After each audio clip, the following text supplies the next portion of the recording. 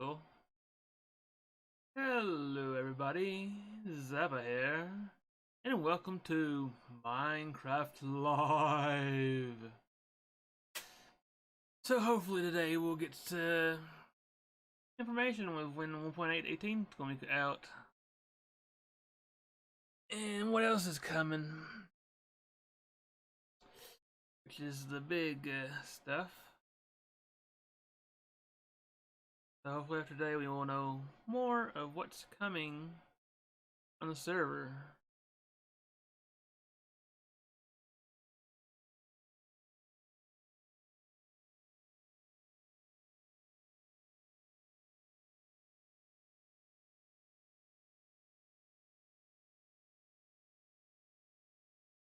Trying to check things out, make sure everything's running alright.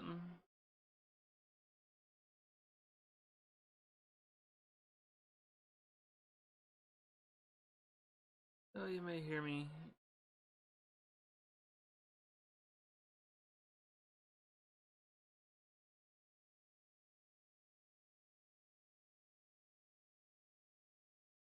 Okay, let's make sure this all works. Alright.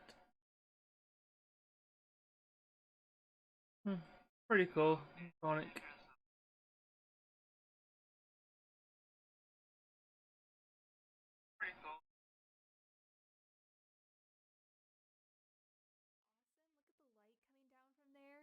That is so atmospheric. I love it. See, the natural lighting mixed with the warm light of the torches, I just love the atmosphere it makes. Ooh, that has a completely different vibe to it. 哎，他进去了！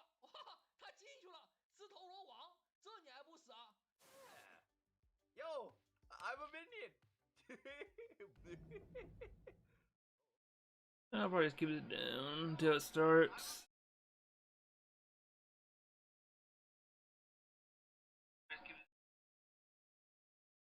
That is definitely not a ghost, it's a goat. A goat.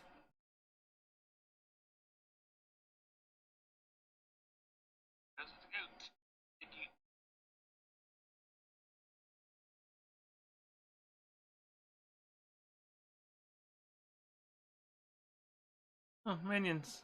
Neat.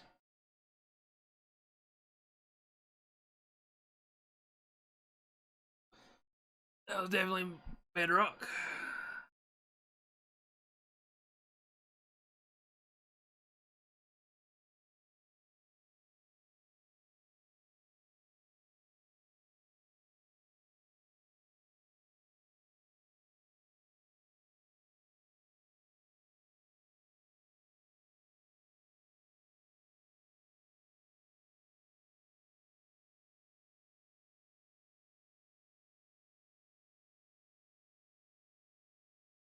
Interesting. Looks like we're starting.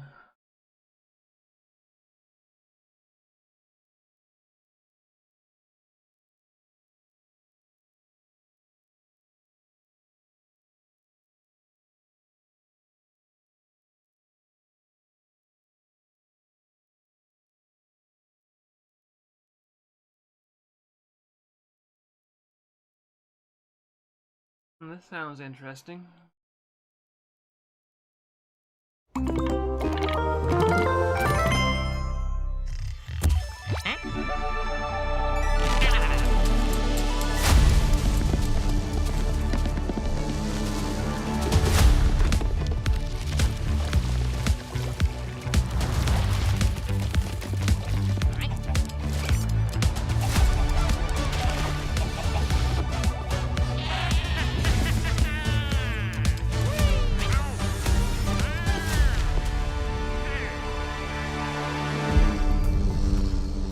Hello and welcome to Minecraft Live 2021.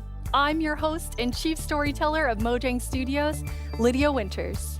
We have an exciting show for you today, filled with all things Minecraft. You'll vote a new mob into the game, hear what's happening in Minecraft dungeons, learn how to design and play with your own Minecraft mob, find out the next Minecraft update, and much, much more. Seriously though, we have a packed show for you. The best part is that you get to hear everything directly from the cool humans making it, and they will give you the inside knowledge that no one outside of Mojang Studios knows, our best kept secrets. until we tell you all of them today. So let's do it.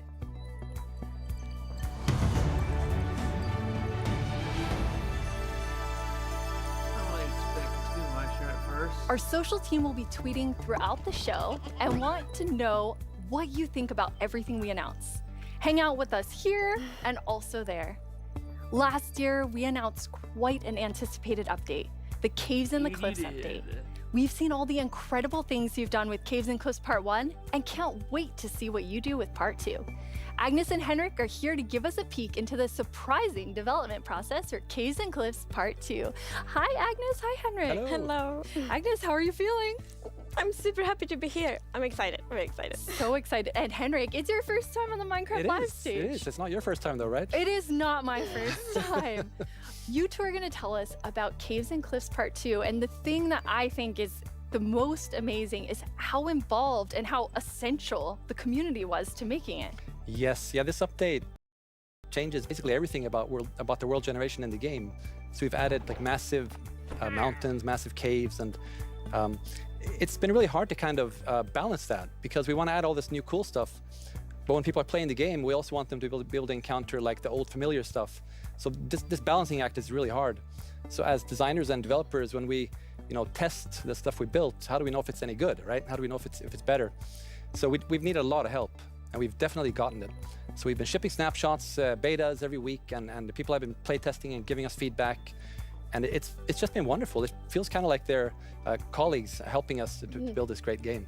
That's amazing. And you have an amazing example of someone who took a lot of time giving notes. Yeah. For example, a player tweeted at me this wonderful big picture showing like across different snapshots in the same location what changed across different snapshots, and offered some opinions on that and some feedback. And this kind of stuff takes a lot of time to do. It's research that the users are doing for us, and we get a lot of this stuff, and it just saves time, and that's time that we can use, of course, to make the game better. That's so amazing. Yeah, it truly is. And I mean, this is like the biggest update we ever done, and we couldn't have done it without the community. Oh, that's incredible. And I know you were kind of nervous when you decided to split the update and tell everyone about that. Yes, I mean, it's a very big decision, and we took it together as a team. But yes, when it was time to announce it, it was quite scary. But we thought the best thing is just to be transparent, because as we know, Minecraft is crafted together with the community, and then it's good if we just are as honest as we possibly can. And then when we did announce it, everyone was just so caring and understanding, and it shows we have the most beautiful community. So yeah, thank you. We absolutely do. And it was so nice as a team to be able to not rush it, since this change is so big, to be able to do it properly and take the time and really do it well. So we're super thankful that we got so strong support for it.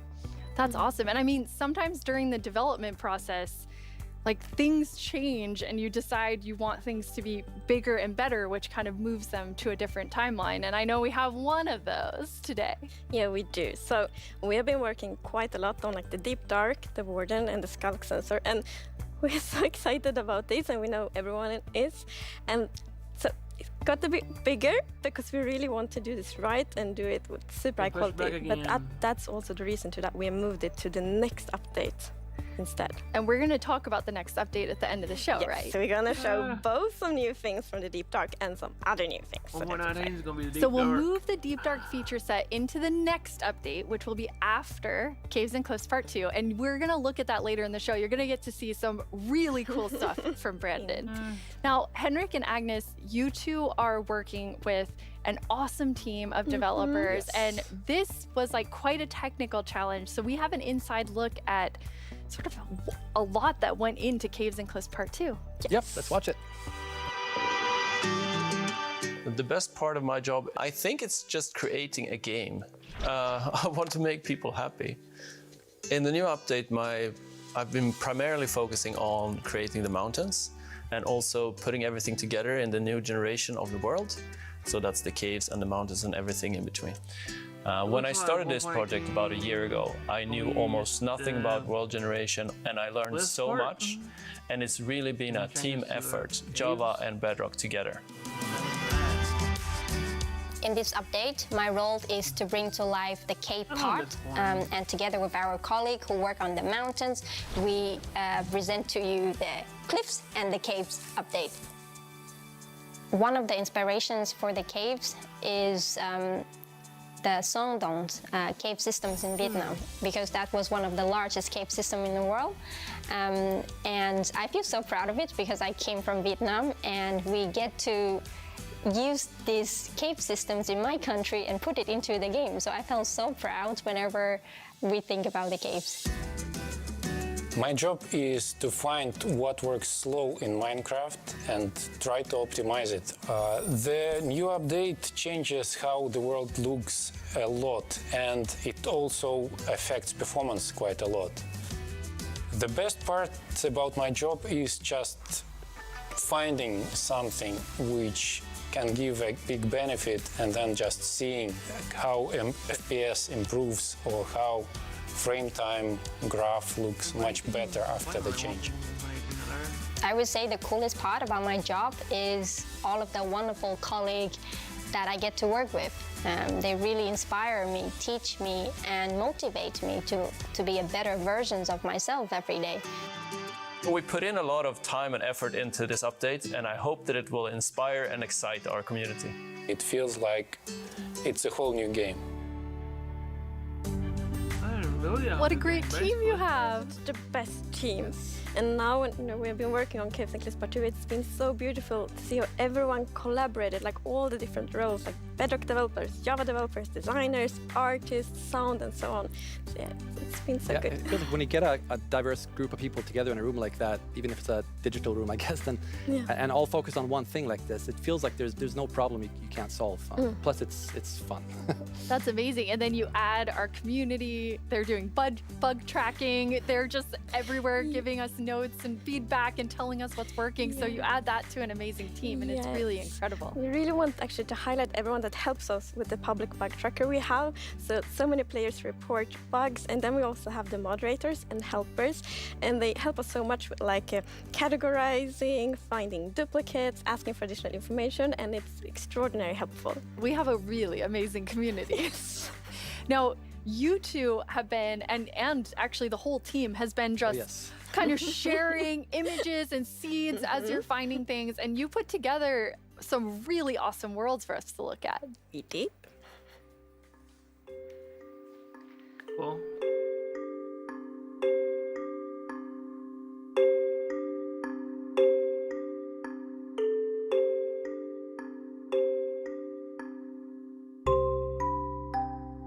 Very cool.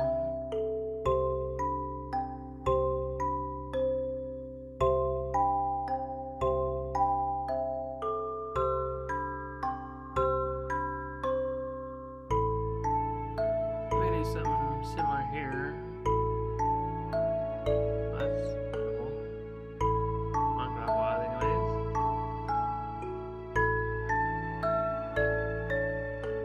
I really can't wait to see what everybody does in update. I know this is going to be a fresh start for everybody.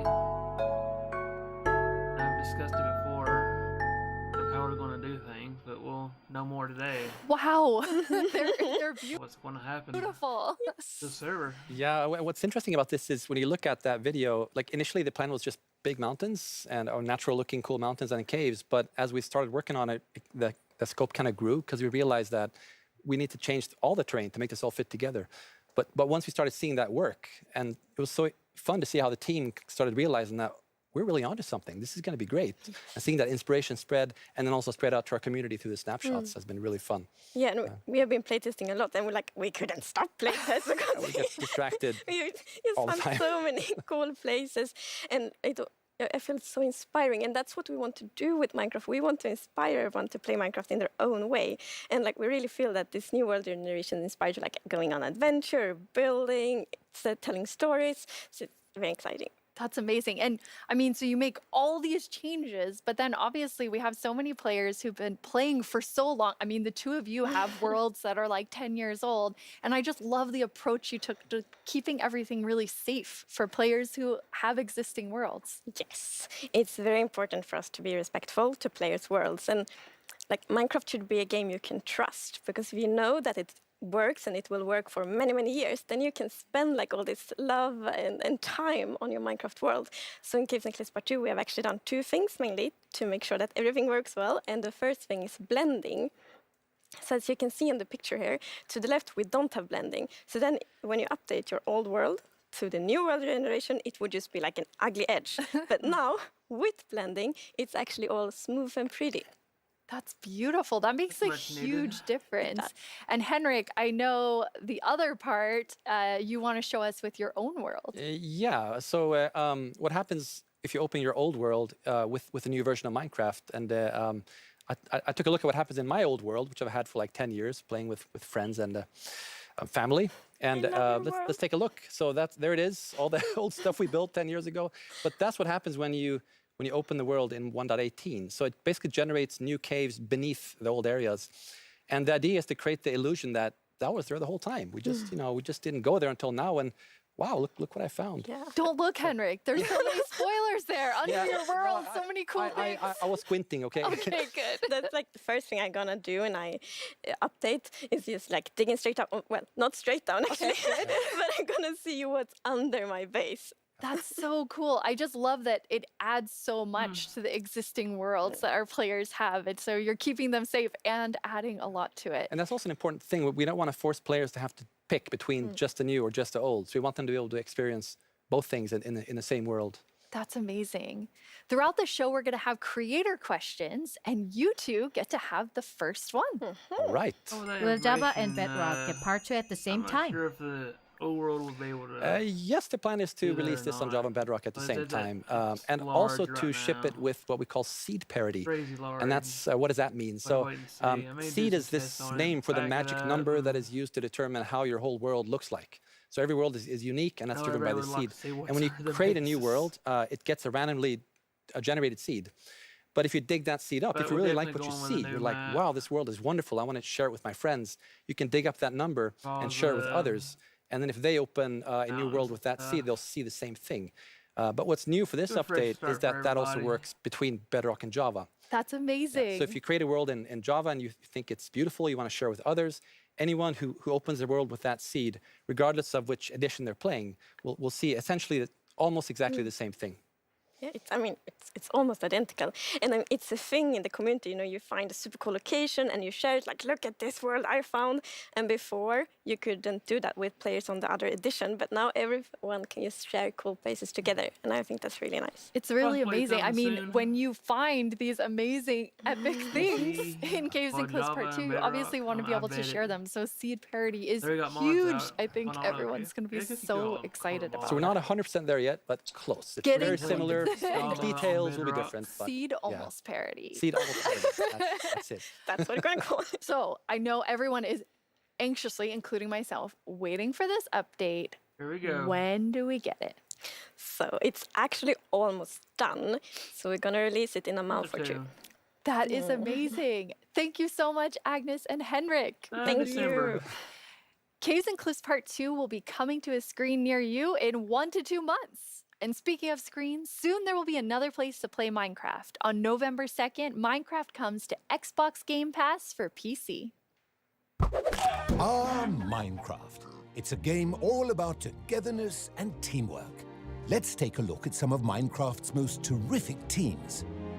Zombies and the Drowned. Maybe not the best example. Let's try another.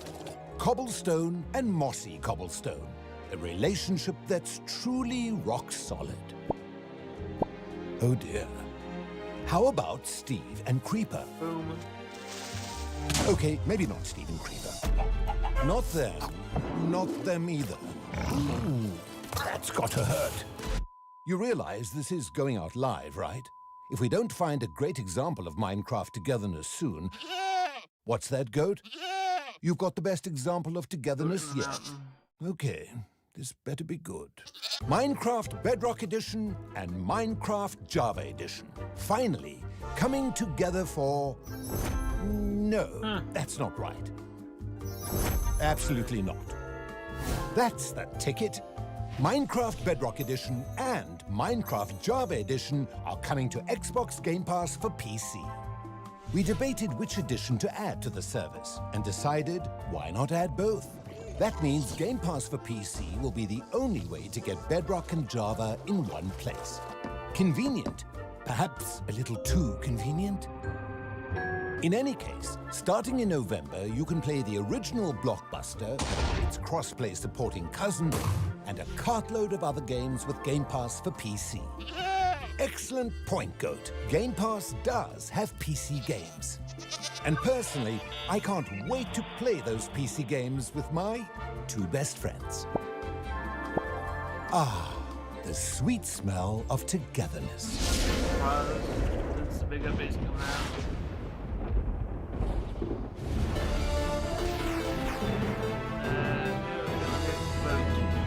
Hello, Minecrafters of the world. I'm Vubui, and I'm back yet again to help guide you through this year's incredibly important and potentially life-altering vote. Remember the Phantom? For an amazing mob that will be added to Minecraft.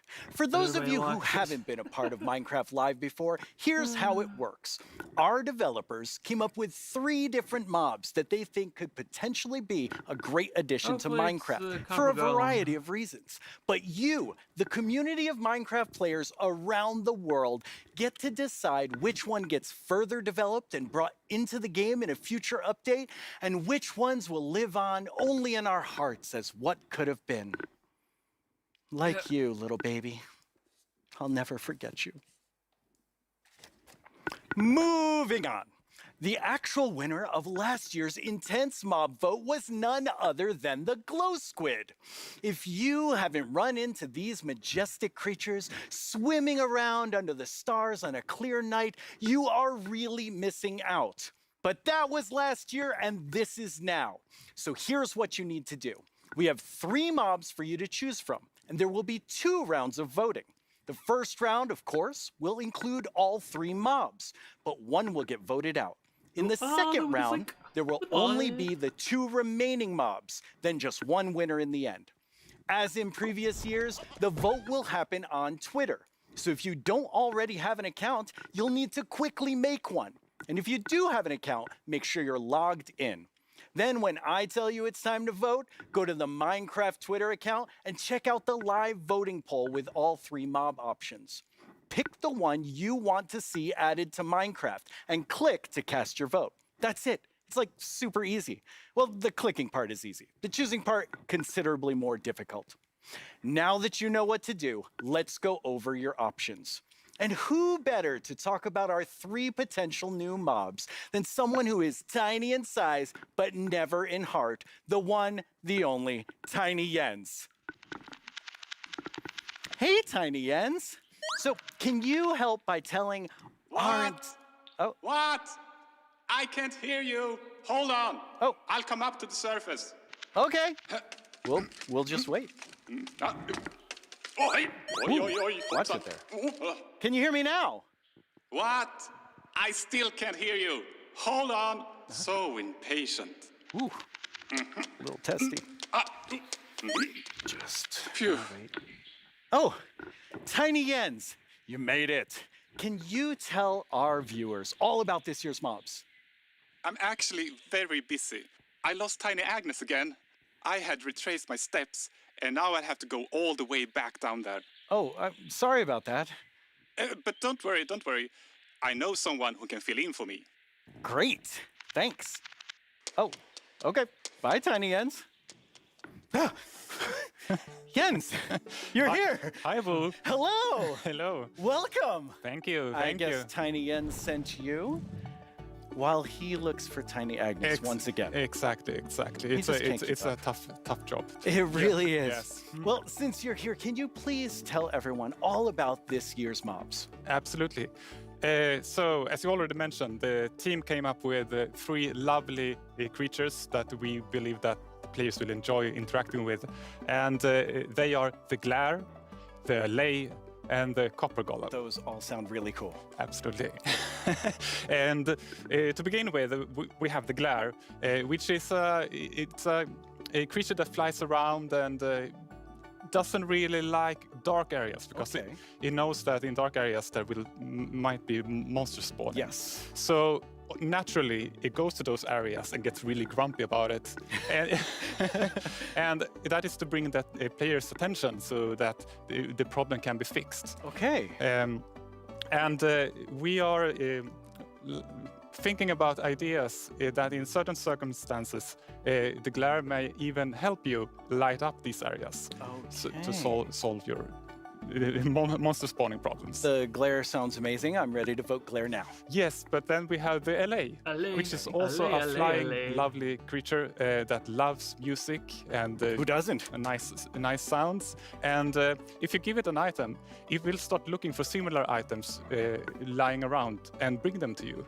Okay. And if you also play on a note block, it will drop the items on that location instead. That's useful. Yes, and we imagine that players can maybe use this to make the LA help you with, I don't know, sorting items or clearing up areas. Yeah. I think there are many possibilities. Okay, so vote LA. I get it. Yes, but then we have the copper golem. How are they going to do? And as the name implies, it's a golem made out of copper. So it's an excellent use for copper. And it will also interact with you. And since it's made out of copper, it will over time oxidize and maybe turn into a statue. But don't worry, you can deoxidize it using an axe, or it actually carries around a lightning rod on its head, so a lightning strike can also deoxidize it. Wow! In addition, it loves pressing buttons a little bit randomly, specifically copper buttons. But it randomly presses. Yeah, so that can also be used in some interesting contraptions, we believe. That's amazing. So copper golem, LA, glare, all sound good. How do people choose? I think it's going to be quite difficult, but you've given them a lot to think about. So I think people will figure out what they like the most. Yes. Well, thank you so much, Jens, for coming by. I have now a creator question for you. Hola, soy el 997 de México y tengo unas preguntas para ustedes. Primera pregunta, ¿cómo deciden qué mob poner a votación cada año? Segunda pregunta, ¿cómo se le ocurre al equipo cada nuevo mob? Última pregunta, ¿se basan en los comentarios de la comunidad de fans o es inspiración del equipo?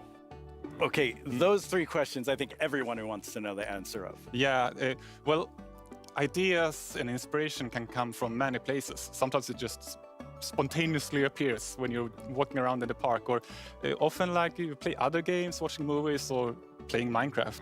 And the community is also a great help. They have so many ideas and they do so many fun things.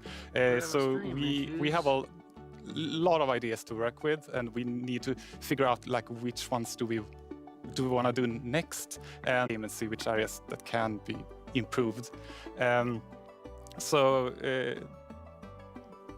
I lost my train of thought. There's so many different ways that these ideas come, and that's really exciting to hear. Yeah. So when the community votes on a mob today, that mob is going to move forward towards being in Minecraft. How finished already is that mob, or is there a lot of work to do?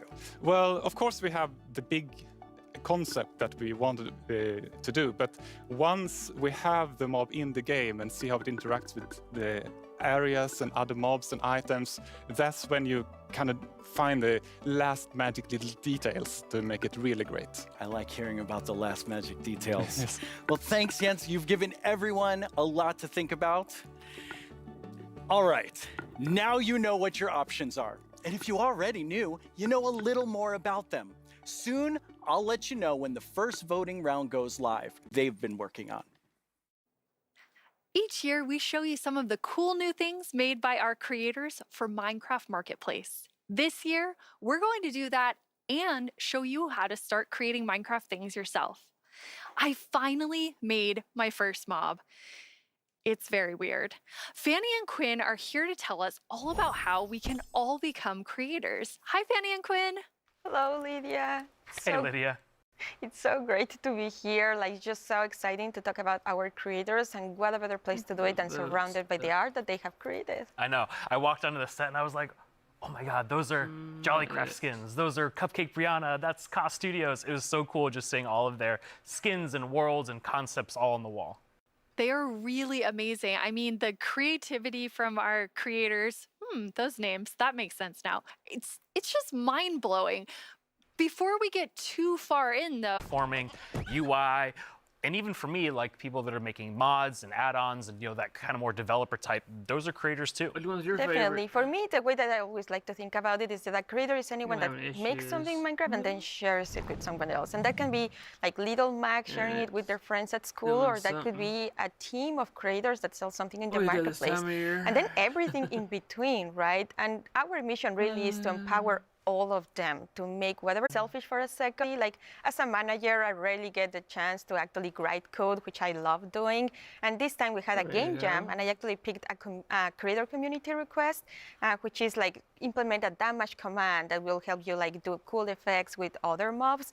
And I just worked with a designer and we created this together. And I'm so excited to know that the team is actually now taking my code and is going to ship it for real. Very excited about that. Yeah, that was just so cool that you're able to do something just in a game jam, and then it turns into something real that our creators can use. For me, my favorite is the structure animation. Last year, we shipped a map called Simburbia by Jiggerbob that is basically this world that you can manage your city, create plots for commercial, residential, balance your economy. And every single time you place one of those plots, it animates layer by layer by layer, adding just this immersiveness and polish to the map that just makes it, I don't know, above and beyond.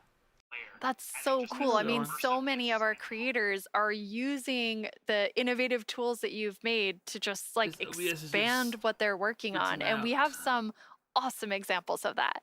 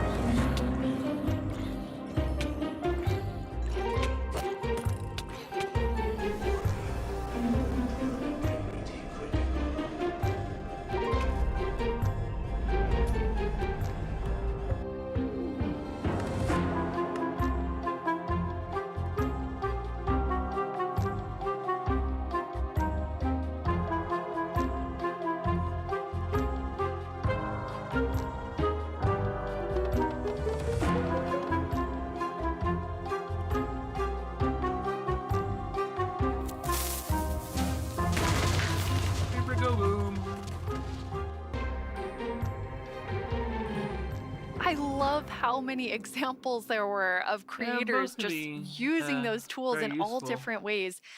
What's that like for you to see, Fanny, when your team, you've all been working on making those things for our creators?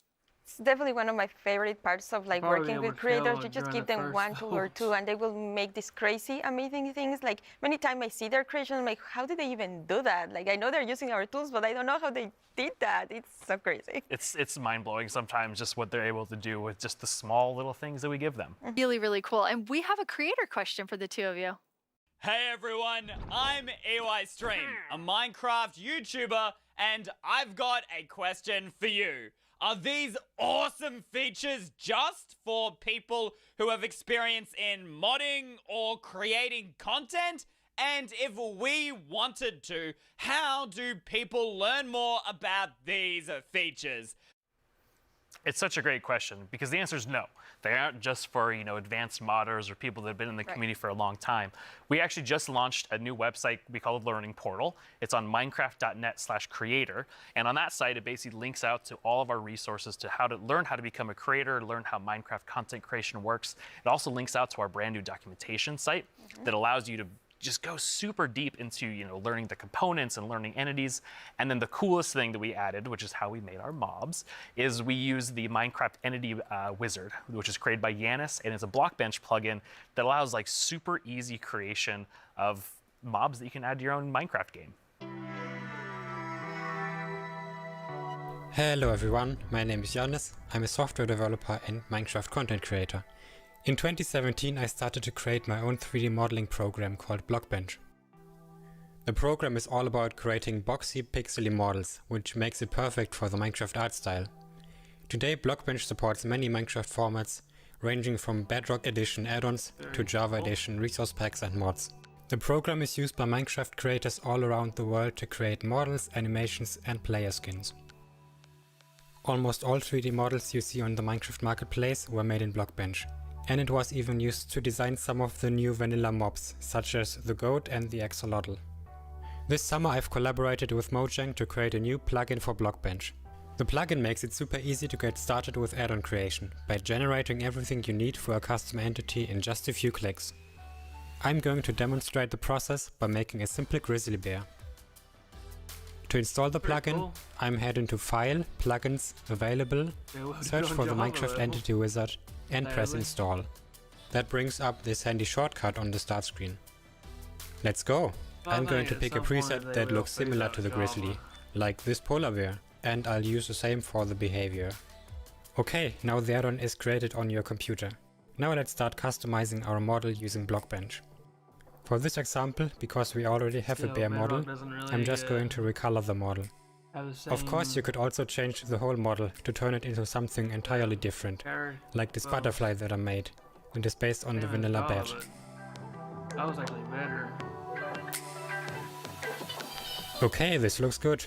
Now I'm going to press save and switch over to Minecraft. I can find our new grizzly bear pack in the behavior pack section and simply enable it. This will automatically enable the resource pack as well. Now let's check out the entity in-game. I just need to grab a spawn egg from the inventory and use it. And here's our grizzly bear. Have fun creating! It's free and works on all platforms.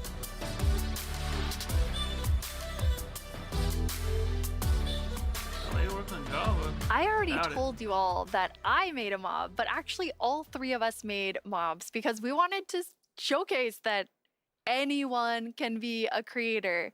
So Fanny, tell us about your adorable mob that you made. Thank you. Yes, I was so excited to know that Blockbench was a thing because I immediately thought I need to add my dogs to Minecraft. I really, really love them. And I was just so excited. Like Blockbench made it very easy for me to just obsess over every single detail. Like every pixel was like, does that look like my dog? And then I also modified the geometry, especially the tails, to look like the exact twist that my dogs have. I really obsessed a lot. And I was very happy, especially when I was able to add my own animation. I'm definitely not an art person, and I just made it so that it like wiggles their tail when they're sitting.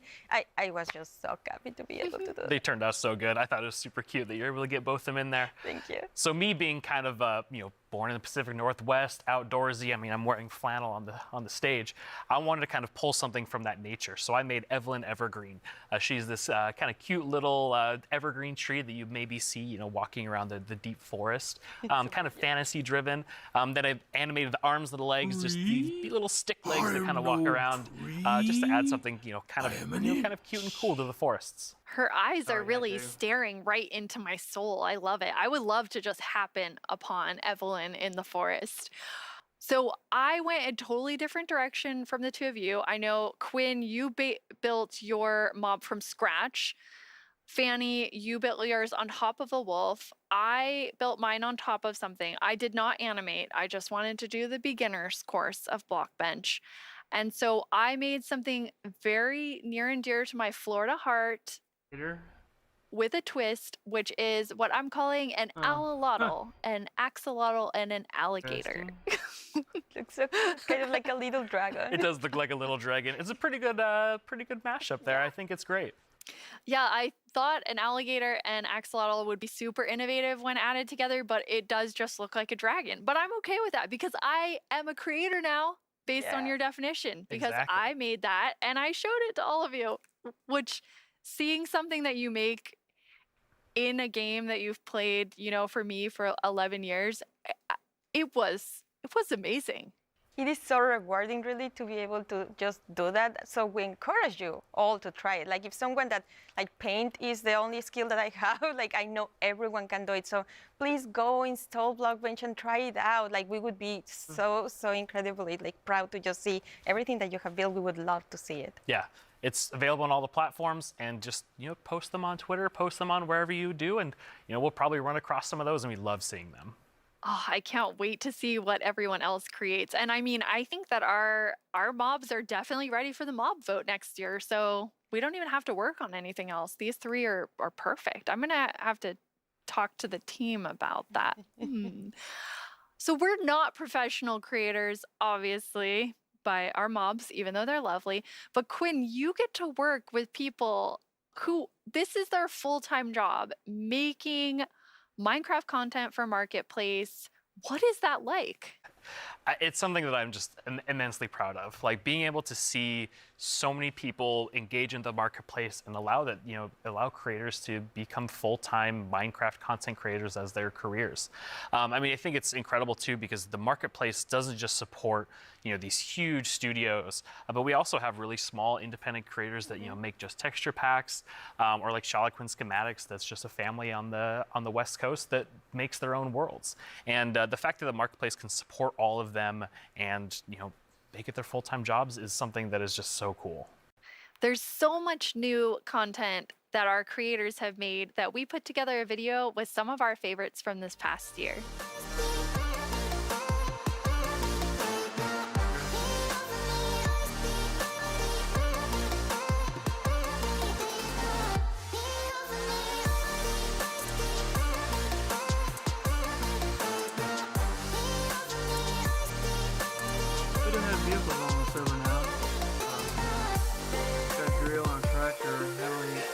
It almost feels like a dream that I'm making a living, making content for the marketplace.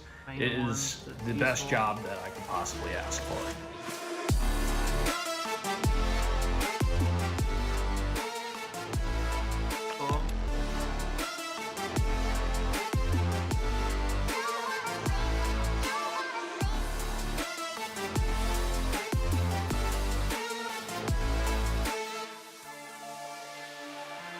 We just got to see some amazing reactions from the fans, and people love the map, and that's just so heartwarming and lovely to see, and it really does put a smile on our faces.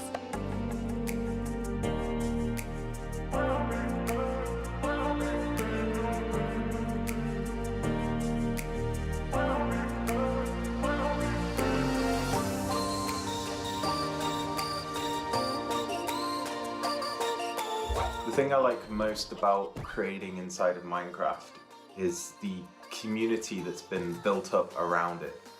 There's so many amazing creative people, and it's been a privilege to be able to meet and work with so many of them.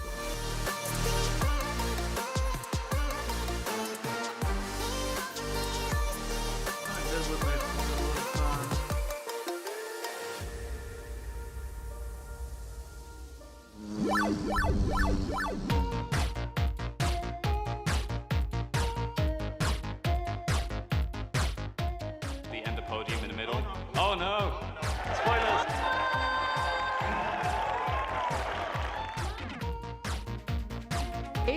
Wow! We're kicking things off with the announcement of the We're Gonna Tell You right now. The update Aquatic. Village and Pillage. Seriously, like, I'm so excited. Bees! Bees! Let's look at some bees. To finally have a Nether update. Holiday update will have the cats, pandas, bamboo and scaffolding. Caves and cliffs update. David Niesagen.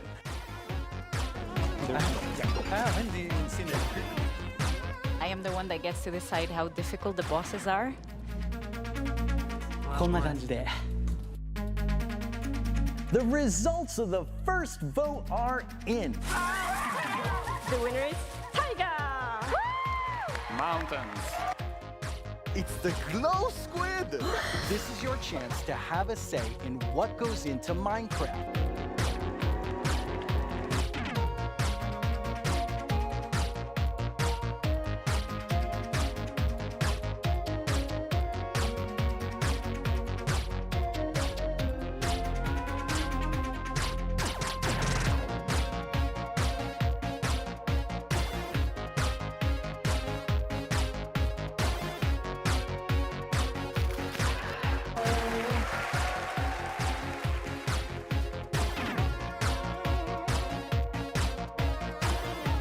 Go, go, go, go, go. What should I do now? Moppy!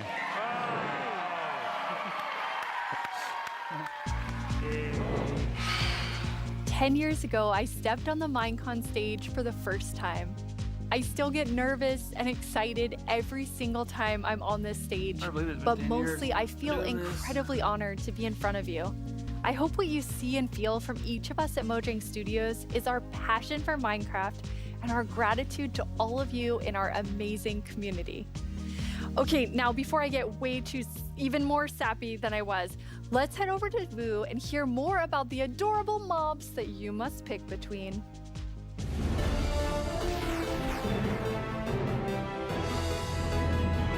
Here we go. It's almost time to vote.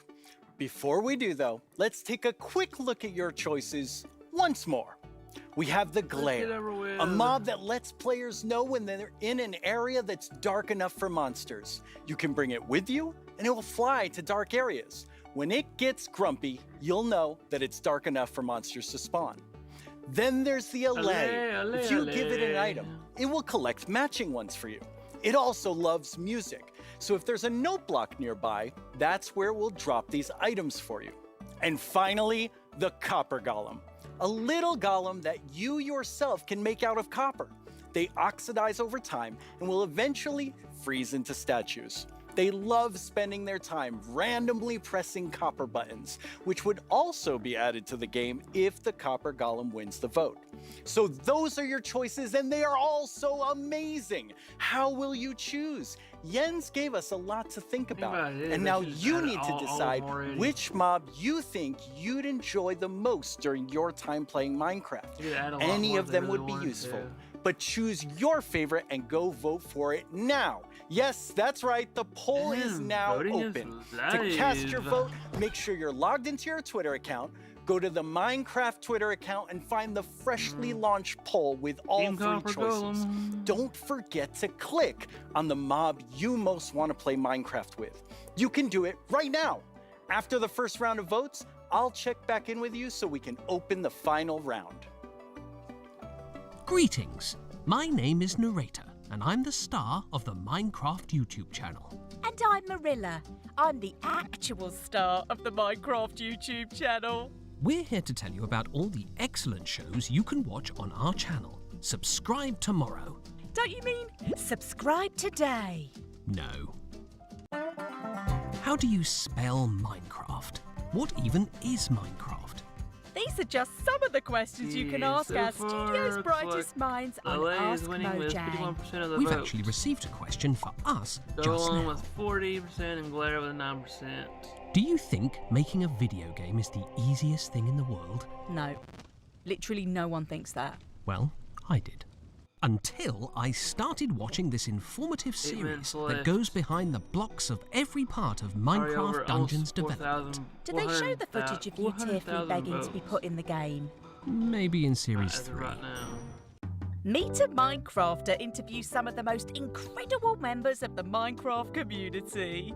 They asked me to appear on it, but I was too busy being young and cool and attractive and not lying. Okay. With so much happening in the world of Minecraft, it can be easy to lose track. I myself only recently learned that blocks have been added to the game. Subscribe to our channel and you'll be the first to see our announcements, trailers for new updates, upcoming games, and the exciting future of Minecraft. Are you sure that's the right footage? Finally! This is our peerless show that tells you Minecraft's most scandalous secrets. Every month, we... We're out of time. I don't really see it to be No, too we're not. useful We still have a few anyways. seconds left. Have a great Minecraft Live, everyone. No! Don't forget to subscribe to the channel and only watch my...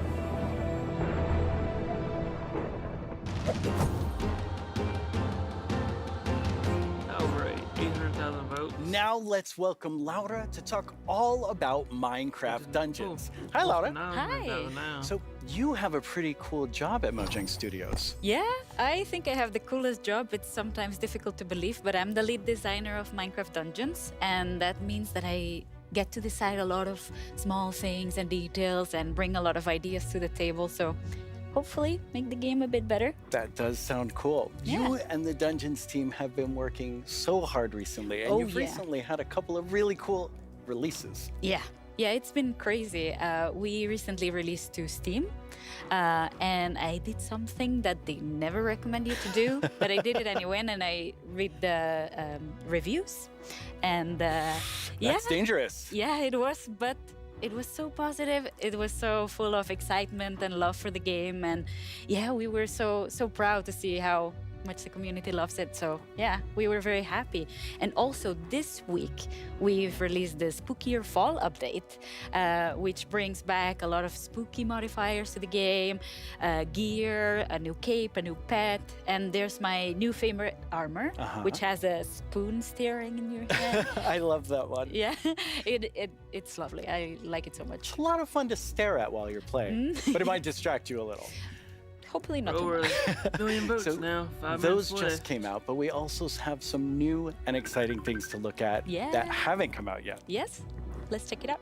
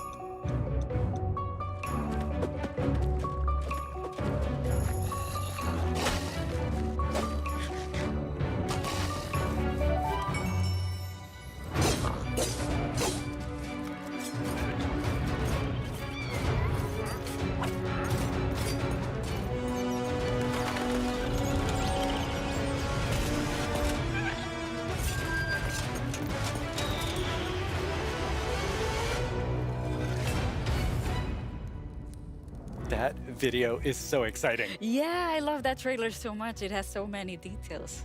So there's a lot going on in that video and yeah. a lot to talk about, but why don't we start with, now that DLC is done, what are seasonal adventures? Right, yeah. Now that we are over with the story of the Orb of Dominance, we sat together with our friends at Double 11 and we started working on seasonal adventures, which are a new way for the player to progress through the game and increase in ranks, gather points, and hopefully get cool rewards at the end. That sounds amazing. Yeah. So how long did they last?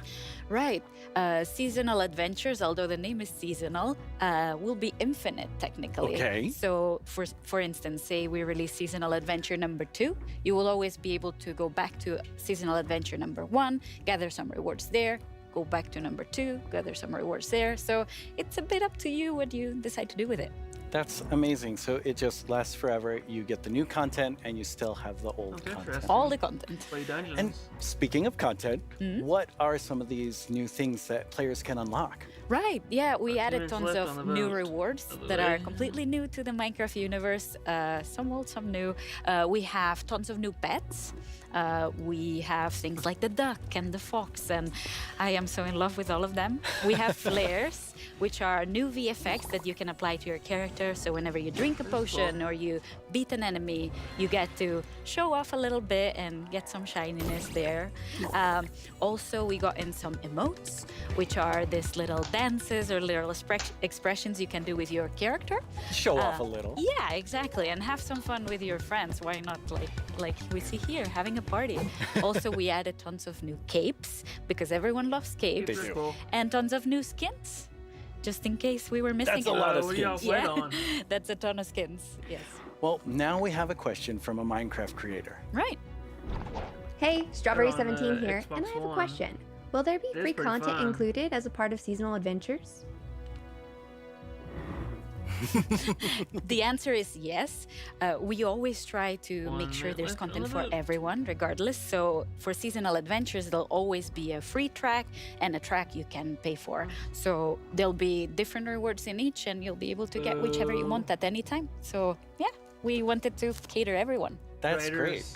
So how do you earn rewards? Right. You will be able to get adventure points all throughout the game, meaning that doing the regular stuff you do, you'll get them. Like, say you beat a daily trial. At the end of the daily trial, you get adventure points. Also, we implemented new weekly challenges. So we'll ask you, like, this week, if you beat 100 zombies, you'll get extra adventure points. That's a lot of zombies. Yeah, but people do it so fast. I'm always so impressed. And also, the best way to get adventure points is in the tower. Okay, the tower, which we have not spoken about yet. No. So what is the tower? The tower is another free single-player feature that we've added to camp. So you'll be able to see this gigantic tower in the camp. I love how it turned out. And it is a space with 30 different floors, each floor harder than the one before. And you'll get to fight in arena mobs. You'll get to fight bosses. You'll get to meet some new tower inhabitants. And yeah, hopefully explore around and be able to test your skill. So you will start with a completely blank character from the bottom, and you'll be able to find new gear as you progress. Okay. So yeah, the floors get more difficult, your character gets stronger, and you can test your skill. That sounds really fun. So let's take a look at some live gameplay of the tower right now. And for that, we have JP. Hi, JP. Hello. How do you like my throne? I think you stole that throne from the Arch-Illager. I think he stole it from me. Looking Speaking so of sure. my stuff, let's go loot the tower. Nice. So what are we seeing here, Laura? Right, so we've prepared some special floors to showcase here. So this is an example of a very early floor in the tower. So if you see JP's tower avatar has very little amount of gear. And yeah, you'll be always have the context that you're high up in the tower, Looks right? so cool. Yeah. We also wanted to make sure that the tower was this whimsical, magical space. So yeah, we have a boat, we have a river, why not? So you'll be able to find a ton of magical spaces and new characters to meet. So yeah, this level is quite easy, as you can see, since it's very early on. Yeah, JP's doing really well. Yeah, exactly. Oh, and we can see a sneak peek up there in that balcony. That's our tower keeper. Very cool. Yeah, that's a character that will guide you through the tower and yeah, will guide you around and ooh. Wow, JP did really well. Yeah, Maybe it was, he was a little so fast. too easy. Yeah. So each of these levels generates itself, but you can come back for up to 2 weeks and replay the same thing. Right, yeah, our tower runs will be seeded and they will change every 2 weeks, meaning that for 2 weeks you'll be able to learn what happens in every floor. So say I reach floor 5 and I get defeated at floor 5. So then next time around, I'll remember, I should have chosen a different weapon and then I bet I could have done it. So yeah, you can share those tips with your friends and you can learn together how to go through the tower. Yeah, practice and get better. Exactly. All right, let's give JP a real challenge now. Right. We're gonna go up the tower to a much higher floor. Right. You ready, JP? Let's do it. Right, so here we've prepared a sample of what a harder floor could look like. So we try to add new exciting combinations of mobs that we've never had before. So JP is right now fighting jungle mobs, but there'll be ice mob together with them, and there'll be some new mobs. Here you can see some tower wraiths that spawn fire in different new combinations. We also will have tower guards, which are extremely bulky guards. We even have a guest in the mix, and JP is getting sniped by it. So we're getting yeah, that's a tower guard right there. So yeah, we're getting tons of new combinations and new ways to experience the game and defeat mobs and find strategies. The gas looks really difficult. Yes, yes it is. JP's not doing so good right now. No. Let's see. Oh, no. JP, that was a valiant attempt. Yes. Really, really good. That was so good. So, you've talked about so many new things, but when will people get to see them? Right. We'll get to see them. Hopefully everyone will get to play in December. Nice. So December. very, very soon. That is very soon. Thank you so much, Laura, for coming by. This is all very exciting. Thank you for having me. Let's take one last look at some gameplay from the tower.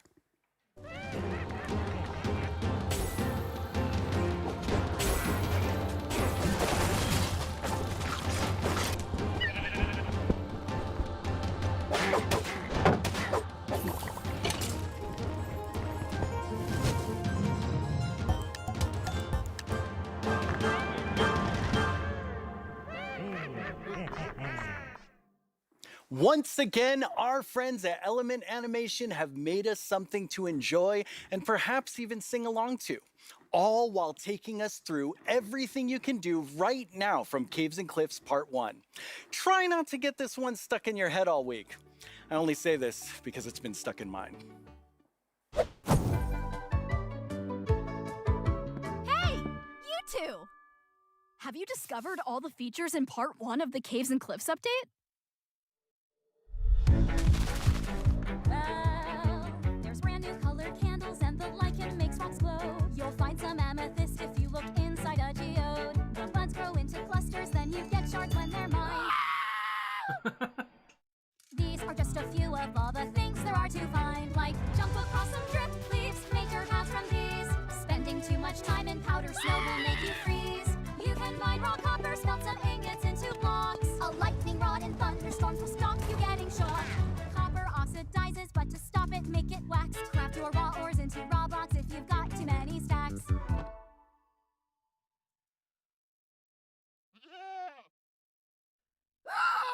You can find axolotls in the water underground.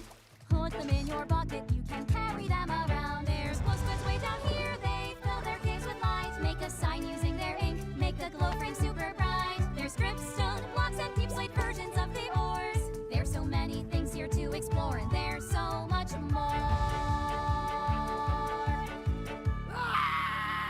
There's so much more.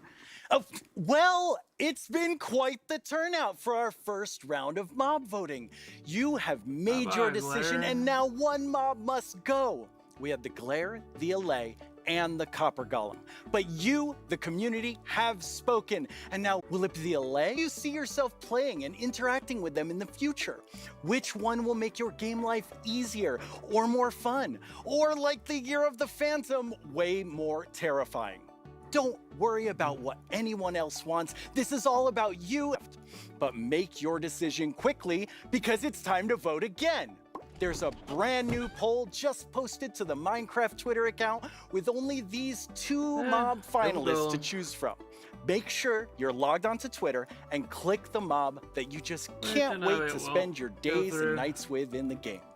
Your vote really counts, so don't miss out on your chance to change Minecraft. I know who I'm going to vote for, and I think I can see Jens voting right now.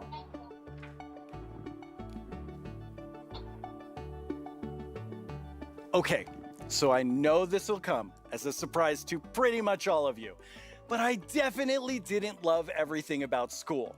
Maybe that would have been different if I had Minecraft in my classes. Minecraft Education Edition is available for schools, homeschools, and after-school programs.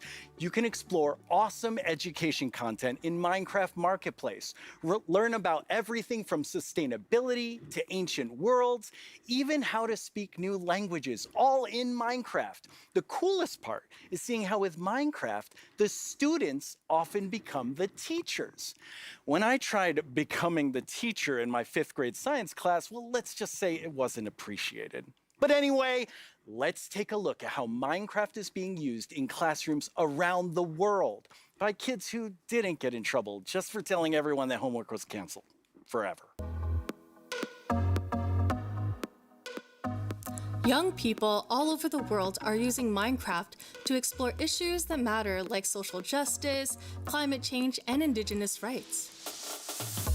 We have different classes such as Braille and Sign Language. We reached out to one of our teachers who learned Braille and she taught us a thing or two. Look at what these girls built, a school of the future. They thought about clean energy and inclusive design.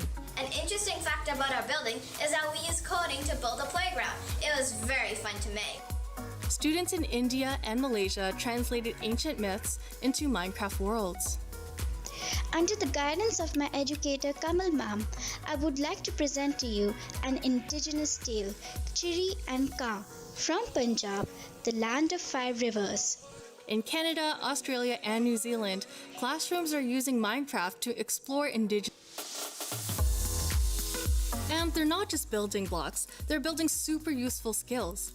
Games like Minecraft prepare you for the future, teaching us how to work together, solve problems, and even write code. Normally in school, it's like, here's this, do this, off you go. But now it's like, blank schedule, Minecraft, yes please. This summer, students imagined a greener New York City in an epic citywide esports battle. I don't know about you, but I wish I had this in school. I think I would have been all over this. Oh, absolutely. Kids in Wales designed more sustainable rugby stadiums. Teams of students built turtle habitats and wind farms. And in Slovakia, young people imagined a bee sanctuary in Minecraft. During this build, I learned that bees do this thing called swarming. We can live more sustainably, we can treat one another better, and can we all agree that learning should always be fun? Let's build a better world together. Game on!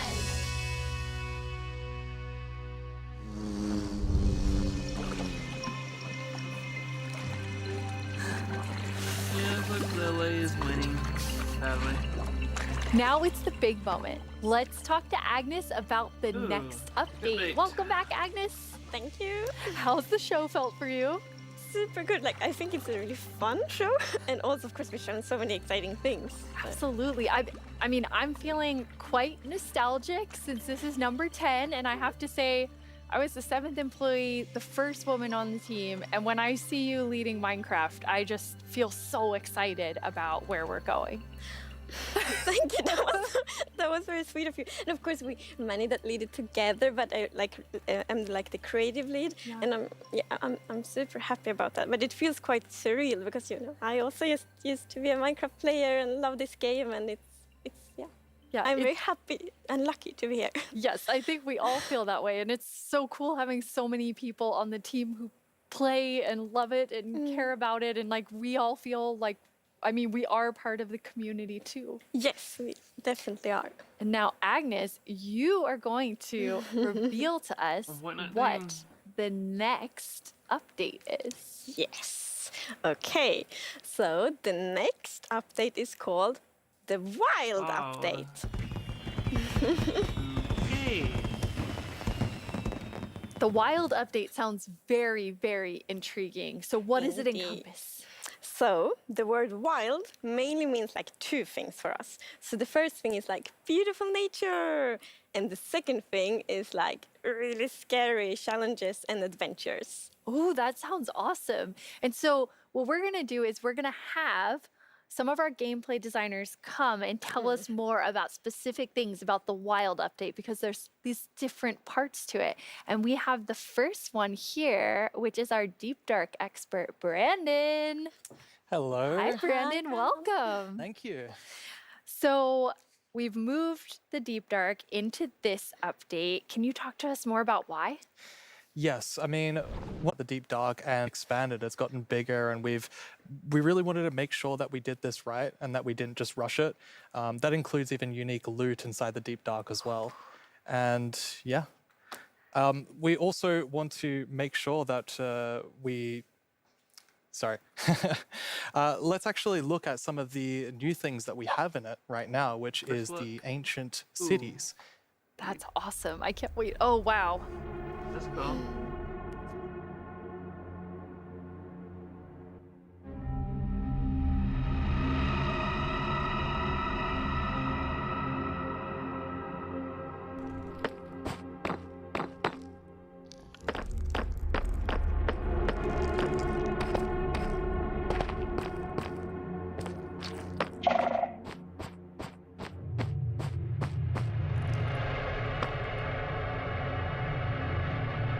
Interesting.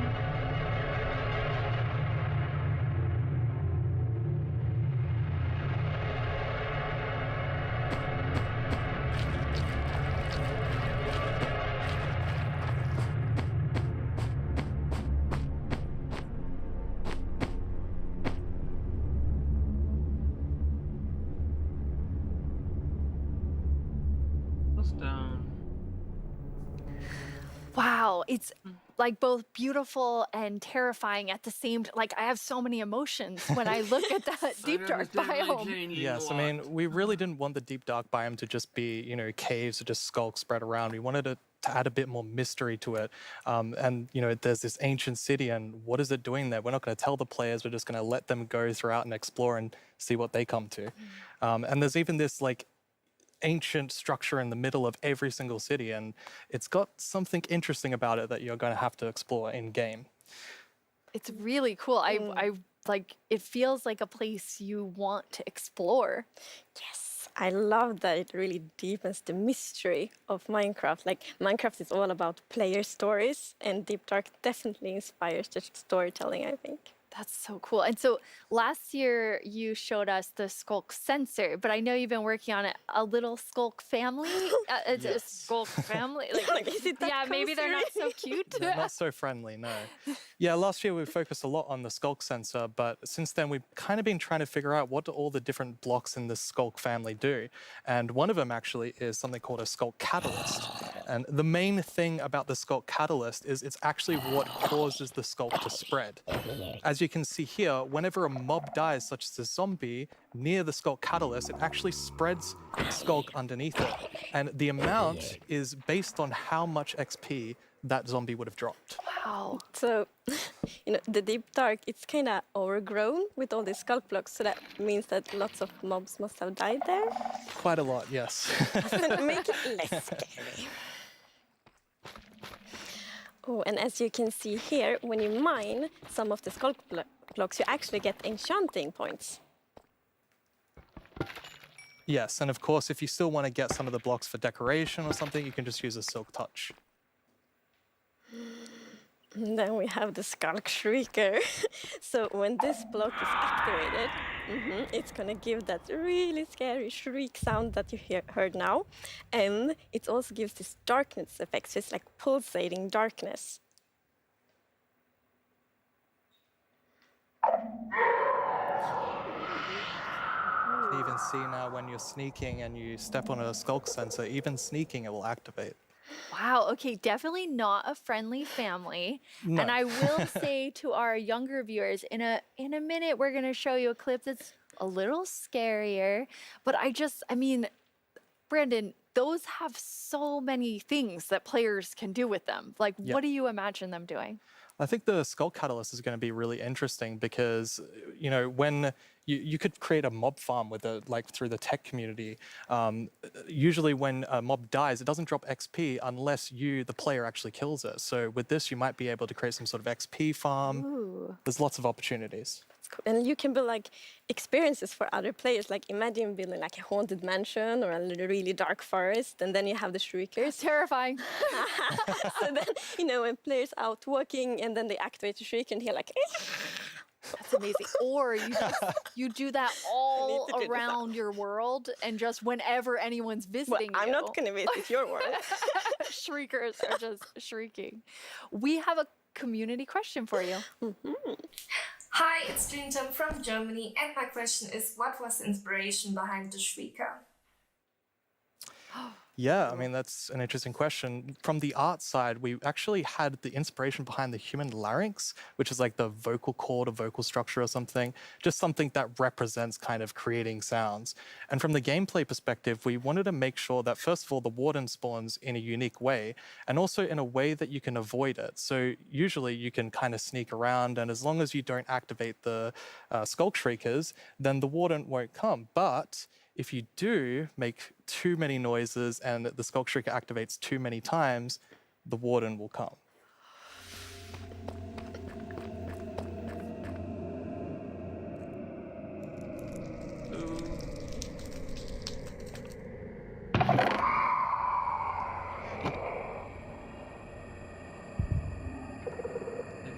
Oh, this is gonna be fun.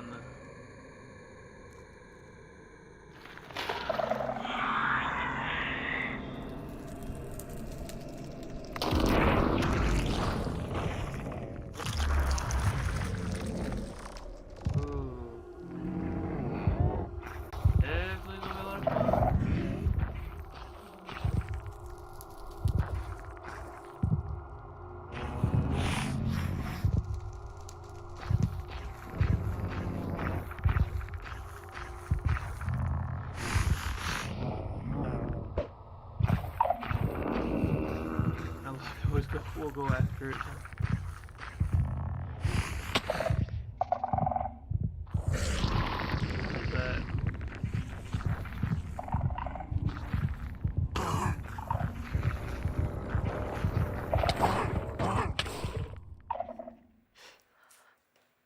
I'm kind of back to thinking that the Skulk family is very adorable and sweet after seeing that. Wow, there is a lot there, Brandon. Definitely a lot to unpack. I mean, the first thing is that the warden actually emerges underground. So that means you know that wardens are kind of in the deep dark, in the walls, under the floor.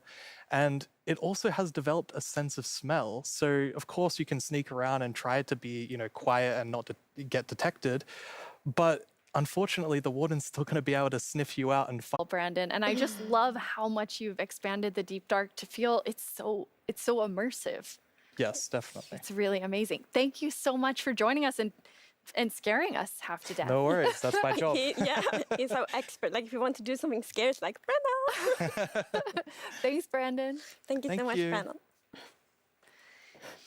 So Agnes, the deep dark is one part, this sort of very adventurous side of the Wild update, which the name is starting to really become clear after talking to Brandon. And then the other part you said is really this more of that beauty and, you know, the atmosphere of Minecraft. Yes, so we want to like celebrate the wilderness of Minecraft. And one thing we want to focus on is immersion. So when you play Minecraft, we really want you to feel that you're inside the Minecraft world. Actually, like we are now. So beautiful. And we also want to focus or have focused on biome diversity. So we want to find like a unique identity for different biomes. For example, the birch forest, as you can see in this beautiful concept art. So in the birch forest, we want it to be like light and peaceful, and the sun reaches the ground, the trees are taller, and the flowers, things like that. It's really beautiful. It looks very Swedish in the birch forest. That's true. That's actually a very Swedish forest. Yeah. It's gorgeous. And then you have, so you want to add more atmosphere to the different biomes, but there's one biome that you want, I mean, I would say you're giving it quite an overhaul. It's getting a lot more in the Wild update. Yes, that's true. And that's the swamp. Oh, our art team is just so amazing. It's such a beautiful concept art. And as you can see here, the atmosphere is really different from the birch forest as well. It really is. It's amazing. So we have another one of our gameplay designers here and our swamp expert, Corey. Welcome, Corey. Hi, Corey. Hey, It's absolutely wild to be here. Oh no, Corey. The puns are so quick to start. It's Corey after all. Yeah, it's very on brand.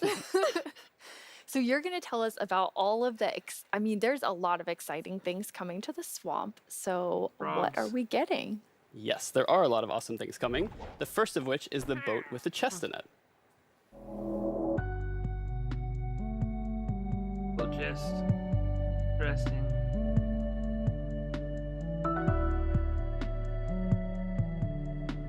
Way overdue, but...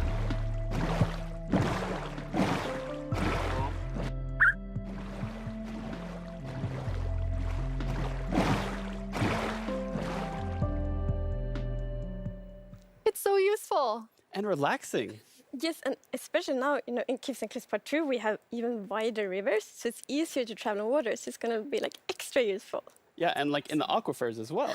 Yes, so like when you go rafting in the caves, you can like put your diamonds in the chest in your boat. Oh, it's really nice. Amazing. And you've been working on what I think now will be my favorite tree in Minecraft. Yes, we are adding the mangrove tree to Minecraft. So as you can see here, this is a propagule, and propagules grow from mangrove trees. They're actually like ready to grow mini mangroves growing from the mangrove. And you can see here, the mangrove tree grows propped up on root blocks. It has vines hanging down from the leaves. The propagules are actually growing underneath the leaves. They actually grow from the leaves themselves. And I really like how the propagules are looking here. And okay, I'm just gonna nerd out on propagules for a minute. Okay, so in real life, the propagules grow, like I said, from the mangrove tree. And then when they fall into the water, or like let's say they fall into water, they can float for up to a year before they plant themselves in the like water, underneath the water or on land, wherever they happen to land. And mangrove trees are actually amazing for like local ecosystems, fighting climate change, for local communities. They're just super trees, and I'm really, really excited that we're adding them to Minecraft. That's awesome. And this is the first sapling that you can plant underwater. Yeah, you can plant it underwater and on land as well. That's so cool. When you first showed me the mangroves and you talked about your favorite thing, the propagules, I actually remember playing in mangroves in Florida, and we would use them to like write in the sand because they're super cool. That's adorable. So seeing them in Minecraft is just so exciting. And of course, where there's a new tree, there must be a new wood type. Yes, the mangroves do come with a new wood type. And like always when we add a new tree, we are so happy, like we get so many questions from the community like, will there be a new wood type? and therefore we're so happy that we were able to add a new wood type for the mangroves. And look at it, I think it's really pretty. And you also don't see like all the blocks here. It's gonna be like a full set for the wood types. It's gonna be like doors and trapdoors and so on. That's gorgeous. I love it. I'm so excited about mangroves, but I just need to mention another thing. Because we decided to go with like really big roots, and I think those are so cool. And we actually prototyped quite a lot back and forth, and it was a bit tricky to decide how the root should look like, as you see in this picture here. But now I'm so happy that we went with the like multi-block roots, because for example, when you like go with a boat and then you can go under the mangroves, and I think that adds such a nice feeling to it. Yeah, like in this picture, it's really nice atmosphere. That's beautiful. I really agree. And like when I was testing, I really loved that feeling of like being underneath it, being like just this huge feeling. And I wanted more. I wanted to be surrounded by mangroves. So I was like, why don't I just make a mangrove swamp biome where I'm completely surrounded by them? So as you can see in this video, walking around, you're just completely surrounded in the mangrove swamp. It's just mangroves as far as the eye can see, just like in real life. And you have all the mangroves propped up on their roots, growing in the water, so you can take your boat underneath like Agnes likes. And you're just completely surrounded by the awesome beauty of it. It's so beautiful. Oh, and I mean, during sunset, every time I was testing, I would actually like pause the day-night cycle just to watch the sunset in the mangrove swamp. It was super beautiful. That's absolutely gorgeous. I noticed that was not dirt. Good eye, Lydia. That was wet dirt, otherwise known as mud. That's amazing. So you've actually added mud to do something really cool. Yeah, so we're adding really cool renewability mechanics to mud. The first of which is if you take a dirt block and pour a water bottle on it, then you can get more mud. And then the other one is if you take your mud block and you stick it on top of the dripstone, it will sort of like drip the water out of the mud and eventually dry it out, which turns into clay. I love the renewable clay. Like, I always need more bricks. So perfect. Yeah, your local mason isn't going to be super happy with you, though. That's actually true. I have this one mason, it's diamond tier mason in my village, and I always trade with them. You're taking a villager's job. They might be a bit upset now, but still renewable clay. Yeah, it's really, really cool. And you're also using mud to make a new block. Yes, we're also adding mud bricks. So mud bricks are a really, really exciting building block. And as you can see here, the brick texture is actually different than the other stone bricks that we have in the game. So they're sort of smaller, more compact, but it is really cool to build with. It matches a lot of different block sets, and I'm really excited to build with them. I just love the look of them. They're awesome. So beautiful. We have a creator question for the two of you. Uh-huh. どうもこんにちはプチプチです。私からの質問はねこちらになります。どうして泥レンガを追加することにしたのでしょうか? I'm so excited they asked this question because I really wanted to answer it. So the main reason that I wanted to add mud bricks to the game is that I really wanted people to feel like all around the world, there are houses built out of mud bricks. So many people around the world have houses, buildings using mud bricks. And I really wanted people who are playing Minecraft to feel like they could build their home and feel like they're at home in Minecraft. So I'm really glad we got to add them for that reason. Amazing. Yes, and it's so important for us that everyone feels equally welcome when playing Minecraft. Oh, that is absolutely amazing. Now, so we have amazing new trees. We have mud everywhere. We definitely need something very cute. Yes. Well, very cute and quite Frog derpy worm. because we're adding frogs. Chicken frogs. About time.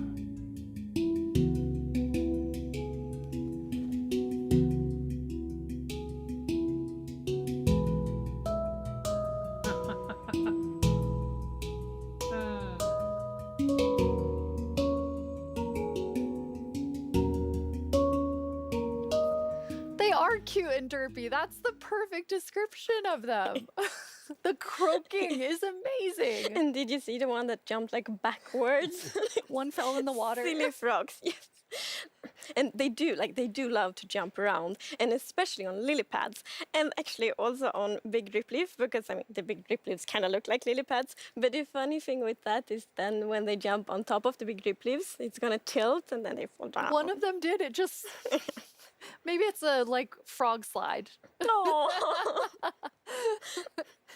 And you're adding another little tiny creature to this update. Yes, the fireflies. So you can see them roaming around, adding a lot of ambience to the swamp, making it feel just nice and cozy at night. But really, my favorite part of them is just making the world come to life, feeling like there is life going on all around you. And oh yeah, also they're frog food. Yeah, I forgot to mention that. They're frog food. Poor fireflies. Yes. Yeah, but look how happy that frog is. Yeah, and they're beautiful frog food. So you can both enjoy them in the atmosphere and the frogs get to eat. So that's, Everybody wins. Now, we're calling them fireflies, but Corey, is that what you called them growing up? Actually, no, we called them lightning bugs. I did too. And in Swedish, it's eldflugor, and that's actually literally translates to fireflies. Okay. It's very interesting. It became a lot of people talking about what you called it growing up. But we're really excited to have fireflies or lightning bugs in the game. I want to know more about baby frogs. Baby frogs. Yes, so all baby mobs in Minecraft are just tiny versions of the grown-ups, but with frogs we're actually adding tadpoles.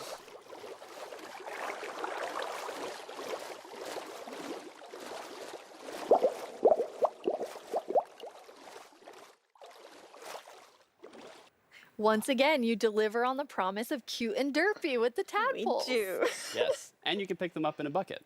Yes, and that's actually extra helpful for the tadpoles because we have frog variants, and when a tadpole grows up, it will pick a variant depending on the temperature in the biome it grows up in. So, for example, if it grows up in a really cold place, it's going to turn into a snowy frog. Snowy frog. Yeah, as you can see here. So the frogs have kind of two main systems. One is the tadpole system, and the other one is the cold-blooded system. So the frogs are the first cold-blooded animal in Minecraft. And in real life, there actually are frog variants that pick a color depending on or they adapt their color depending on temperature. And we wanted to have that in Minecraft. We wanted to Minecraftify it. So therefore the tadpole's going to pick a variant instead depending on the temperature. That's so cool. And there are 3 variants. Yes, it's going to be 3 variants. Okay, so we've seen 2. What's the third one? The third one is the tropical frog. Yes. So let's say you were venturing out into the desert or the jungle and you take your tadpole with you, and if it grows up there, it'll turn into a lovely tropical frog. And what I really love about the tropical frogs is how just relaxed they look, and they're like blending into the sand almost. They're just so relaxed, just chilling there. Yeah. Yes. And I think there was a reason that they were probably that way. There is a reason they are white. So I was reading a lot about frogs. Always when we had something new, we read up a lot. It's super fun because we can be really geeky. And then I learned about the real-life frog that's called grey foam-nest tree frog and lives, for example, in Angola, Botswana, and Kenya. And that frog can actually turn almost white to avoid overheating. So that's like the inspiration for the tropical frog in Minecraft. I love all 3 of them. And you have these different color variations, but you also have something else special about the frogs. Yes, so each frog variant is going to have something unique that will be useful for the players. But we actually don't even know what that is yet because we are working on the frogs right now. That is so cool. So Corey, which frog is your favorite? Oh, it's got to be the snowy frog. They look so cozy. Ooh, I'm tropical frog. I'm very interested to see which one the community loves the most. I love them all of them. Yeah, exactly. Thank you so much for joining us, Corey, and taking us into a deep dive of all really cool swamp things. Yeah, happy to be here. Thank you, Corey. Thank you, Corey. Corey. I'm just going to hop on out of here. Bye, Corey. So many puns. I like that, though. This is quite an awesome update. And I mean, I really see the name for the wild update. You get a bit of everything in it. Yes, and I love the contrast. Yeah, as you can see in this pretty concept art, it's really like that beautiful nature and the super terrifying deep dark. And I love that contrast between these 2 things. It's absolutely amazing. Well, we're getting close to the end of the show. And as always, the time has flown by. And a lot has happened during this show. So let's look back at some of the biggest announcements, and then we will reveal the winning mob.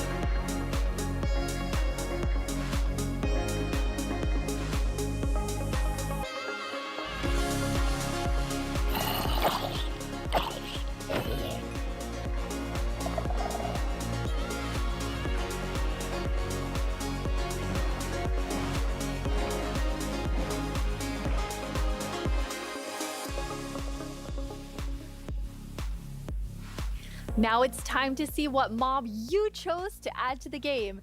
Hey Jens, do you have the results? Yes, I have them right here in my chest. Wow! Very exciting. You really came in style. Here you go. Thank you so much. That looked really comfortable. Okay, but now it's time to announce the winner. Okay, and the winner is the LA. Wow! Yes, I'm super happy about that. It's a lovely, lovely mob.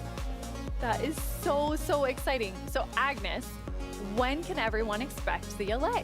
So the LA will be included in the Wild update, and it's going to be released next year. Next year, the Wild update with the LA? I can't wait. Thank you all so much for joining us. Minecraft wouldn't be what it is today without all of you. From all of us at Mojang Studios, thank you so much. Bye. And that is it.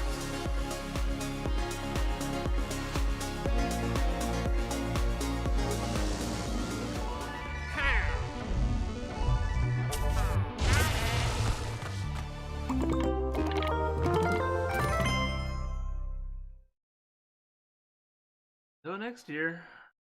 See you guys. See you on the server. More info on the update coming soon. As we should know more here. In a little bit. So